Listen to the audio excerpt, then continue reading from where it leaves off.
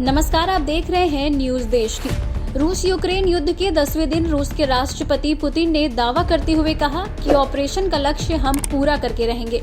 हम यूक्रेन का सैन्य ढांचा तबाह कर चुके हैं। यूक्रेन अगर डॉनबास लौटा दे तो शांति होगी।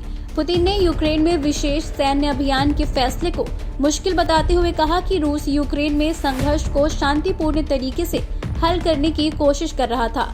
डोनबास को रूसी बोलने और अपने तरीके से जीने की इजाजत देना जरूरी था, लेकिन नाकाबंदी कर दी गई। साथ ही पुतिन ने कहा कि 2014 से अब तक डॉनबास में 13 से 14 हजार लोग मारे जा चुके हैं, लेकिन पश्चिमी देशों ने इस तरफ ध्यान नहीं दिया।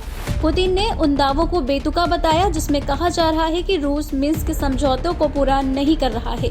रूस ने यूक्रेन संघर्ष को शांतिपूर्ण ढंग से निपटाने की कोशिश की। डॉनबास के लोगों को रूसी बोलने और अपना जीवन जीने देना जरूरी था। पुतिन ने कहा कि यूक्रेनी पक्ष ने 6000 से ज्यादा विदेशी नागरिकों को बंधक बनाकर रखा है।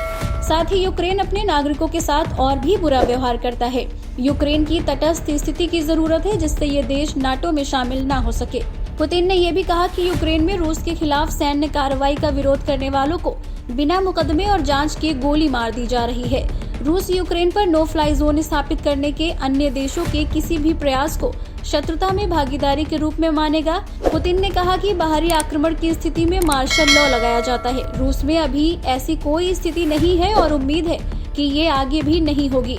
यूक्रेन का लगभग पूरा सैन्य ढांचा नष्ट कर दिया गया है। हवाई रक्षा को खत्म करने का काम लगभग पूरा हो चुका है।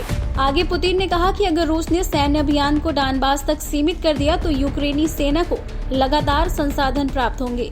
रूस के खिलाफ प्रतिबंध युद्ध की घोषणा के समान है। पुतिन ने कहा कि विमानन के क्षेत्र में रूस के खिलाफ प्रतिबंध लगाने वालों को नुकसान हो रहा है।